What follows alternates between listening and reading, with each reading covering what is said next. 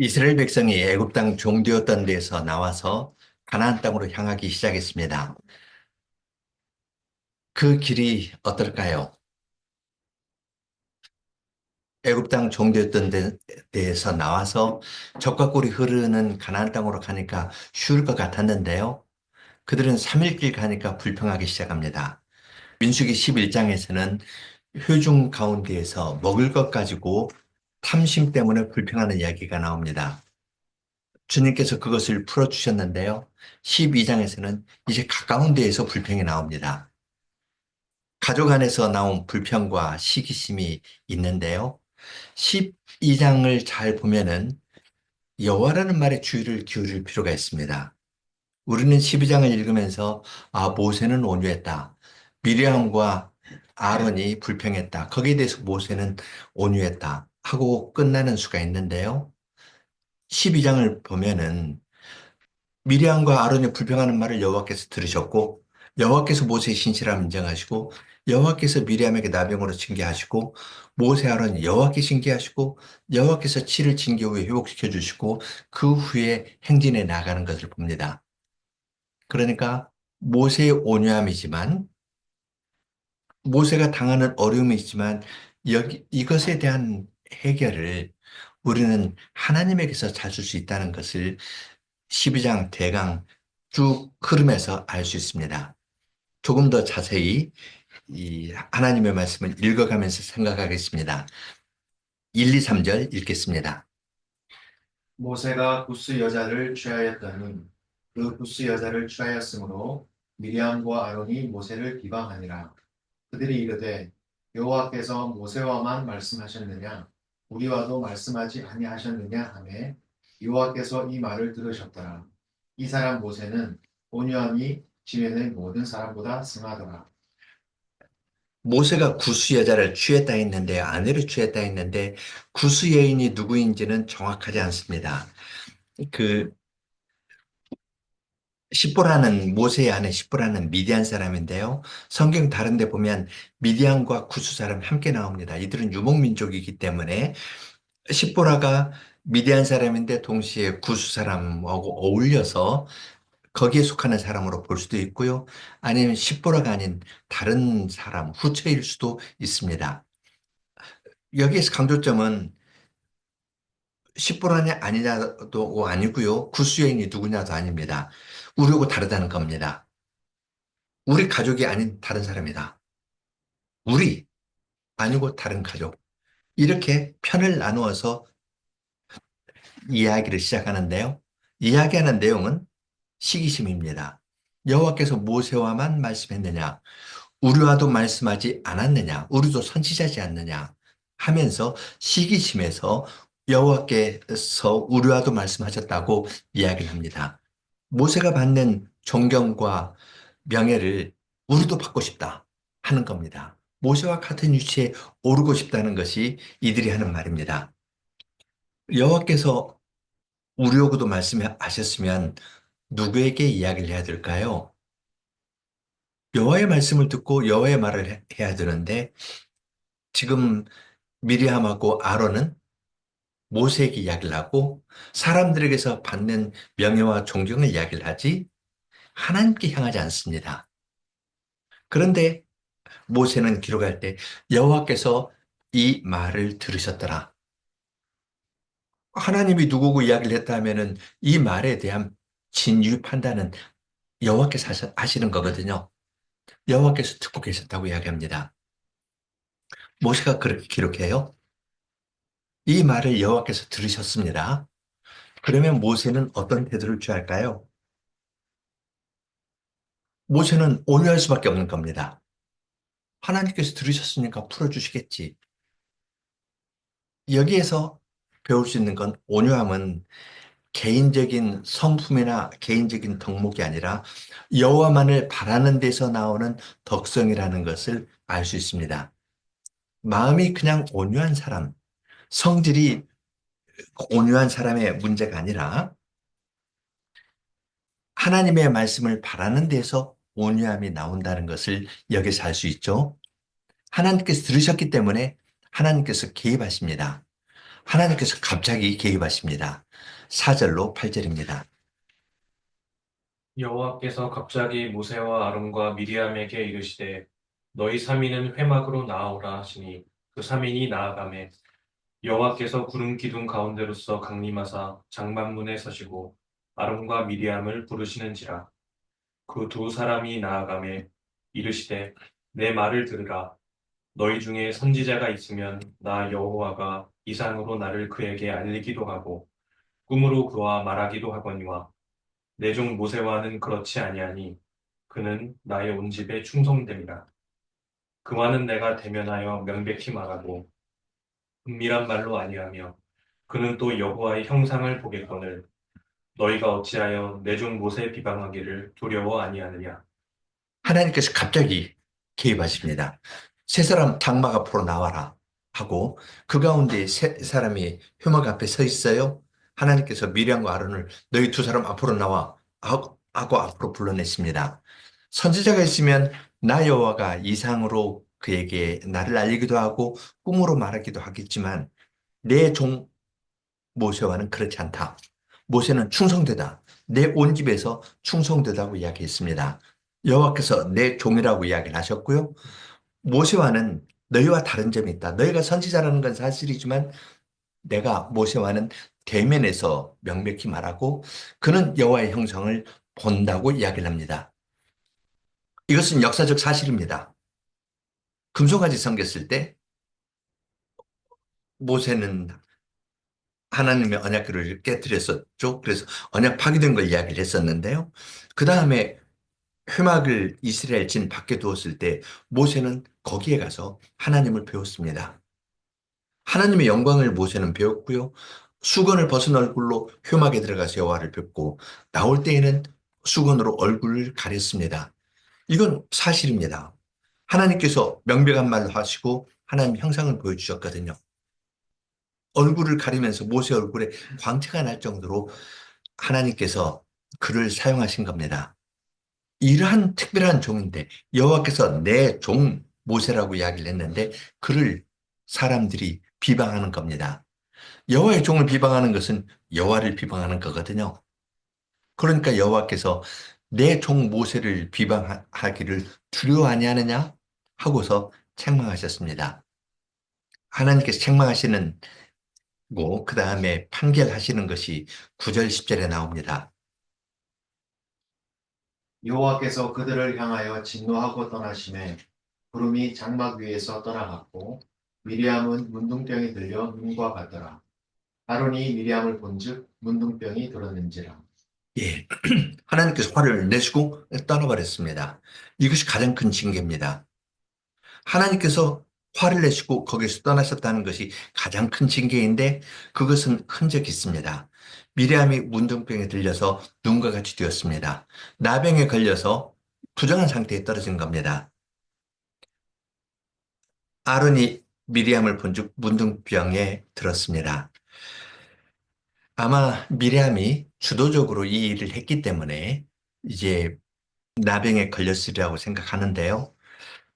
아론도 참여했지만 하나님께서는 진노 가운데에서도 긍휼을 베풀어 주셔서 이스라엘의 제사장인 아론은 문둥병에 걸리도록 하지 않으셨습니다.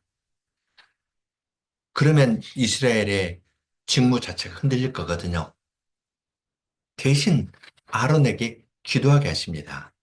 11절로 13절입니다. 아론이 이에 모세에게 이르되 슬프다 내 주여 우리가 우매한 일을 하여 죄를 얻었으나 청컨대 그 허물을 우리에게 돌리지 마소서. 그로 살이 반이나 썩고 죽어서 모태에서 나온 자 같이 되게 마옵소서. 모세가 여호와께 부르짖어 가로되 하나님이여 원컨대 그를 고쳐 주옵소서. 긴 말이 필요 없습니다. 아론도 우매한 일을 행해서 죄를 얻었다 하면서 모세에게 이 허물을 우리에게 돌리지 말라 비방했던 그 입으로 용서를 구하는 말을 했습니다.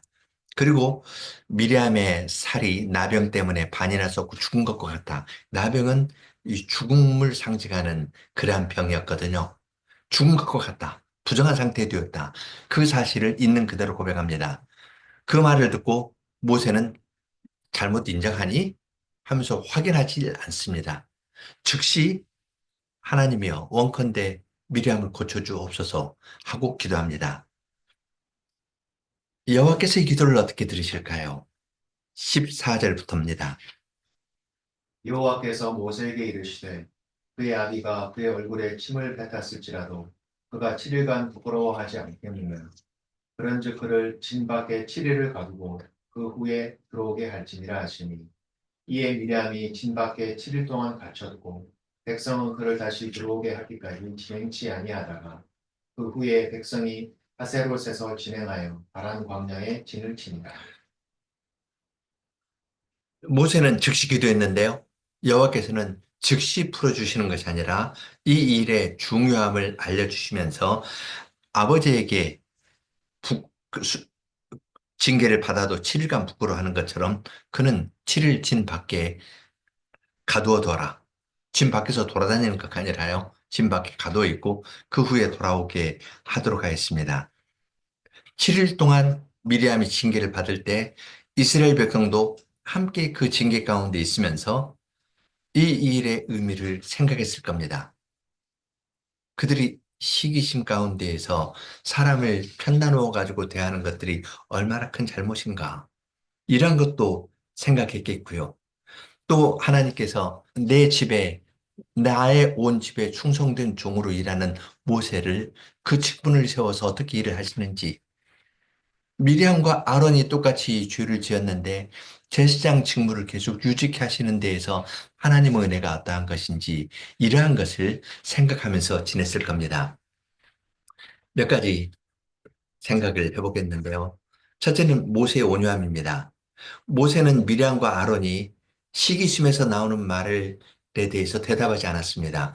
당신이 그 말을 하는데 왜 내 아내를 놓고 이야기합니까? 하고 따지지도 않았습니다.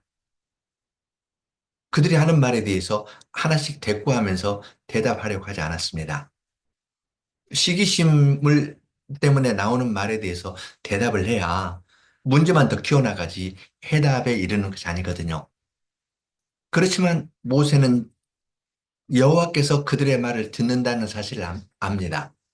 하나님께서 저 말을 들으셨다. 하나님께서 나에게 말씀하셨는데 그들이 여호와께서 모세하고만 이야기했냐 우리에게도 말하지 않았냐 이랬는데 이 일에 대해서 판단하실 분은 하나님이시라고 생각하니까 그는 침묵한 겁니다. 하나님이 들으셨다는 것이 모세의 침묵의 근거가 됩니다. 여기서 시선이 중요합니다. 미리암과 아론은 다른 사람들에게서 존경을 받으려고 사람을 향하고 있습니다. 그런데 모세는 말씀을 내리시는 하나님에게 향하고 사람들로부터 비난을 받아도 하나님께서 들어주신다면서 하나님께 나아가는 것을 여기에서 볼 수 있습니다. 우리도 하나님께서 모든 것을 아시고 붙들어 주시고 인도하신다는 사실을 알 때 우리의 염려를 맡길 때 온유한 심정을 가질 수가 있습니다. 여호와께서는 또한 징계를 하셨는데요. 권력과 명예에 대한 욕구가 11장에 있는 탐욕 못지않게 아주 큰 문제라는 것을 주님께서는 지적해내셨습니다. 그냥 너희 지도자들끼리 그 문제 잘 나누어가지고 음, 해결해 하는 것이 아니라 그들이 시기심과 명예심에서 나온 것이 구약교회 진행에 있어서 큰 해가 된다는 것. 거기에 대해서는 죽음과 같은 징계, 죽음을 방불케 하는 나병으로 하나님께서 7일 동안, 완전한 기간 동안 징계하심으로써 그러한 마음은 교회 안에 뿌리를 내리지 못하게 했습니다. 하나님께서는 징계하시면서 교회 안에 바른 직분자를 세워주시고 직분자를 통해서 그 일을 이루어 가십니다. 아론도 대제사장이니까 똑같이 나병으로 치지 않고 그 직분이 유지되게 하십니다. 그러한 직분자는 온유합니다. 시기심이 있을 때 시기심에 대한 대답은 해결책은 하나님을 믿는 온유함에서 찾을 수 있는 겁니다. 누가 다른 사람의 마음을 움직일 수 있겠습니까? 복잡 미묘한 상황에서 나오는 시기심이 있는데요. 그러한 것을 주님께서는 주님을 바라보는 직분자, 주님을 바라보기 때문에 그 마음이 온유한 사람을 두어서 주님의 교회를 인도하시는 것을 볼 수 있습니다. 모세가 하나님의 온 집에서 사환으로 충성되게 일했는데요. 예수님 그 아드님이시거든요. 히브리서 3장 5절 6절에 모세는 하나님의 온 집의 종이었고 예수님은 아들이시다 했는데요. 우리는 예수님께서 수고하고 무거운 짐진 자들아 다 내게로 오라. 나는 마음이 온유하고 겸손하니 내 멍에를 메고 나에게 배우라 라고 말씀하신 것을 잘 압니다. 마태복음 11장 29절 말씀인데요. 그 앞을 보면은 바리새인들이 예수님을 먹기를 탐하고 포도주를 즐기는 사람이라고 비난하고 권능을 많이 행하신 지역 사람들이 회개하지 않고 있었습니다. 이것이 11장, 마태복음 11장 앞부분 이야기이고요. 그 다음 12장, 11장 마지막 끝나고 12장 가면은 예수님의 제자들이 밀리삭 잘라 먹은 것을 가지고 제자들 비난하는 일이 있습니다. 시기심에서 나오는 비방들이 있는데요. 이러한 때 주님께서는 나는 마음이 온유하고 겸손하니 내 멍에를 메고 나에게 배우라 라고 말씀하셨습니다.